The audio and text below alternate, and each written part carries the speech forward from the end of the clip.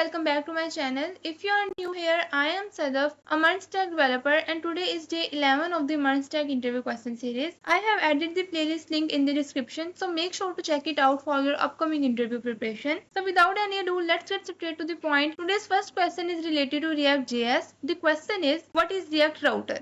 React Router is a library used in React for handling route in single page applications. It enables navigation between different views or pages without reloading the entire page, maintaining a smooth user experience. With React Router, we can define routes that map URL paths to specific components, manage dynamic routing, and create nested routes. It also provides tools like link for navigation and route to render only first matching route, making it easier to build complex and multi-page applications within a React app. Now moving on to our next question, which is related to database. The question is, how is MongoDB better than other SQL databases? We all know that MongoDB do not have a fixed structure. Similarly, the documents inside a collection can have different fields and formats, which can be changed easily. So we can answer the question this way. MongoDB is better than SQL databases for dealing with unstructured or semi-structured data because it stores information in a flexible JSON-like format. This allows us to change the structure easily, so the document in a collection can have different fields and formats which can be modified easily. You can tweak the answer as needed. Just make sure you understand the concept well